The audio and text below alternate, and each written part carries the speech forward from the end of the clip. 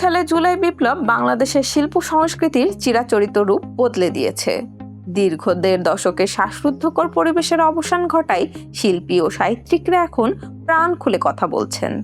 দেয়াল চিত্র বা গ্রাফিকের মাধ্যমে যে দ্রোহের শুরু হয়েছিল তা এখন ছড়িয়ে পড়েছে নাটক, সিনেমা ও সাহিত্যে।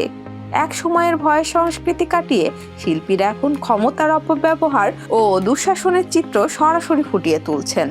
শিল্প আর এখন কেবল বিনোদন নয়, রাষ্ট্র সংস্কারের এক বলিষ্ঠ হাতিয়ারও। সাম্প্রতিক বিভিন্ন জরিপ ও তথ্য মতে শিল্প মাধ্যমগুলোতে এক ধরনের আমূল পরিবর্তন দেখা যাচ্ছে। বিশেষ করে প্রতিবাদী র‍্যাপ গান এবং রাজনৈতিক উপন্যাসের চাহিদা এখন তুঙ্গে। ২০২৬ সালে এসে আবৃত্তি শিল্প স্বতন্ত্র বিভাগ হিসেবে রাষ্ট্রীয় স্বীকৃতি পেয়েছে, যা আমাদের সংস্কৃতির জন্য একটি মাইলফলক। তবে মুদ্রার উল্টো পিঠও আছে। দেশের বিভিন্ন স্থানে বাউল গান ও মেলায় হামলার মতো ঘটনা ঘটেছে। শিল্পকলা একাডেমির মতো প্রতিষ্ঠানে মব সহিংসতার কারণে অনুষ্ঠান পণ্ড হওয়ার একটি নতুন উদ্বেগের জন্ম দিয়েছে। কেন এই রূপান্তর?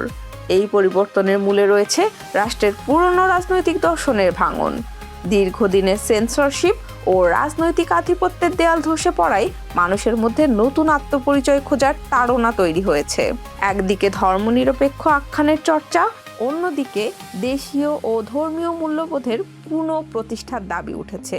এই দুই দার্শনিক ধারার দ্বন্দ্বই মূলত শিল্পের বর্তমান অস্থিরতাকে নিয়ন্ত্রণ করছে। তাছাড়া মানুষের ভোটাধিকার এবং নাগরিক মর্যাদার পুনরুদ্ধারের আকাঙ্ক্ষা শিল্পীদের সৃজনশীলতায় আনছে নতুন মাত্রা।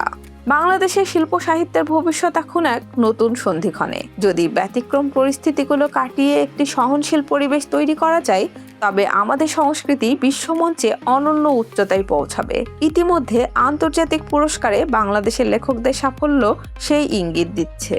তবে মব কালচার বা উগ্রতা নিয়ন্ত্রণ করা না গেলে সৃজনশীলতার এই জোয়ার থমকে যেতে পারে।